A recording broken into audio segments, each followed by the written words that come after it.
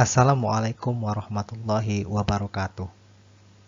Pada kesempatan kali ini, saya akan mencoba memaparkan mengenai refleksi nilai-nilai bela negara dari salah satu tokoh nasional Indonesia, Juanda Kartawijaya, yang nantinya menjadi salah satu role model dalam menyusun rencana individu ketika saya menjadi aparatur sipil negara. Sebelumnya, izinkan saya memperkenalkan diri. Nama saya Rahmat Sidik. Saya lahir di Kota Selong, Lombok Timur, Nusa Tenggara Barat pada tanggal 26 Maret tahun 1992. Saya merupakan alumni dari S1 Teknik Geodesi Universitas Gadjah Mada. Saat ini saya menjabat sebagai analis survei pengukuran dan pemetaan di Kementerian ATR BPN. Insinyur Juanda.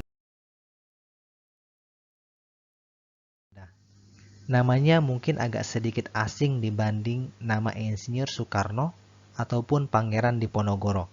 Tidak sedikit dari kita yang belum mengetahui sejarah hidupnya, walaupun mungkin ketika mendengar namanya terlintas nama bandar udara di Jawa Timur, Bandar Udara Internasional Juanda, ataupun lembaran uang Rp50.000 yang mengabadikan wajah beliau.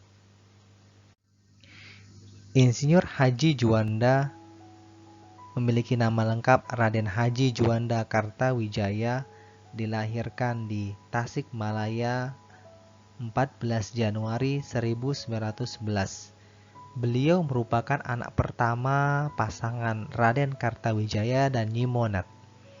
Pada tahun 1929, beliau masuk ke Institut Teknologi Bandung mengambil jurusan Teknik Sipil dan lulus pada tahun 1933. Semenjak lulus dari ITB tahun 1933, beliau memilih mengabdi terlebih dahulu di tengah masyarakat, memilih mengajar di SMA Muhammadiyah di Jakarta. Karir politiknya dimulai dengan menjabat sebagai Menteri Perhubungan dan puncaknya menjabat sebagai Perdana Menteri ke-10 di Republik ini, terhitung dari 9 April 1957 hingga 9 Juli 1959. Sumbangan Juanda yang terbesar semasa hidupnya ialah berhasil menciptakan Deklarasi Juanda tahun 1957. Sebelum adanya Deklarasi Juanda, wilayah Indonesia mengacu pada Ordonansi Hindia Belanda 1939. Dalam aturan tersebut, pulau-pulau di wilayah Indonesia dipisahkan oleh laut di sekelilingnya, dan setiap pulau hanya mempunyai laut di sekeliling sejauh maksimal 3 mil dari garis pantai. Hal ini tentunya sangat merugikan Indonesia yang dikenal sebagai negara kepulauan, sehingga tercetuslah deklarasi tersebut yang menentukan wilayah perairan Republik Indonesia, yaitu bahwa segala perairan di sekitar, di antara, dan yang menghubungkan pulau-pulau yang termasuk dalam daratan Republik Indonesia dengan tidak memandang luas atau lebarnya adalah bagian yang wajar dari wilayah daratan negara Republik Indonesia, dan dengan demikian merupakan bagian dari perairan pedalaman atau perairan nasional yang berada di wilayah Kedaulatan Negara Kesatuan Republik Indonesia.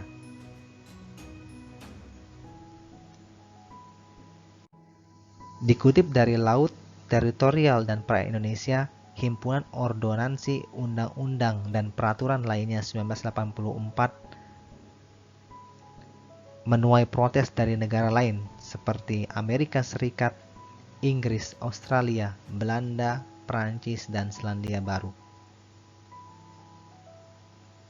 Pada tahun 1982 atau 25 tahun kemudian, dalam Konvensi Hukum Laut PBB ketiga tahun 1982, United Nations Convention of the Law of the Sea UNCLOS 1982, mengakui deklarasi itu, namun baru diakui secara internasional sejak 16 November 1994 setelah 60 negara meratifikasinya. Hal ini berarti butuh waktu sekitar 37 tahun sejak Deklarasi Juanda Kesatuan Kewilayahan Indonesia diakui oleh dunia internasional. Hal yang tidak luput juga merupakan usaha-usaha lanjutan dari para diplomat Indonesia, salah satunya oleh Bapak Hasim Jalal. Deklarasi Juanda selanjutnya diresmikan menjadi Undang-Undang Nomor 4/PRP/1960 tentang Perairan Indonesia. Luas wilayah Republik Indonesia menjadi 2,5 kali lipat, dari sekitar 2 juta kilometer persegi menjadi sekitar 5 juta kilometer persegi. Nilai-nilai bela negara khususnya yang dapat saya teladani dari biografi singkat Bapak Insinyur Juanda tersebut ketika menjadi aparatur sipil negara nantinya, yaitu yang pertama, semangat memberikan kontribusi pada kemajuan bangsa dan negara, misalnya melalui ide-ide yang inovatif yang mendorong terwujudnya pelayanan publik yang lebih baik. Yang kedua, selalu berusaha menyusun ataupun memberi masukan terkait kebijakan ataupun peraturan-peraturan yang akan dibuat dengan selalu memperhatikan kesejahteraan dan kebermanfaatan yang luas bagi masyarakat. Yang ketiga, selalu giat dan semangat pantang menyerah dalam bekerja dengan menyelesaikan tugas-tugas yang dibebankan.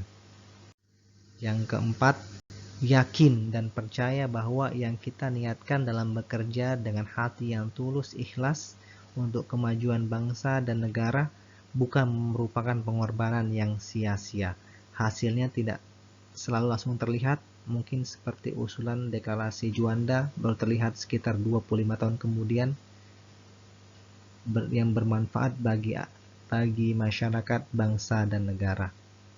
Mungkin itu sedikit yang dapat saya paparkan di sini. Semoga dapat bermanfaat bagi saya pribadi khususnya maupun bagi para audiens sekalian. Mohon maaf jika ada salah kata dalam paparan ini. Terima kasih. Assalamualaikum warahmatullahi wabarakatuh.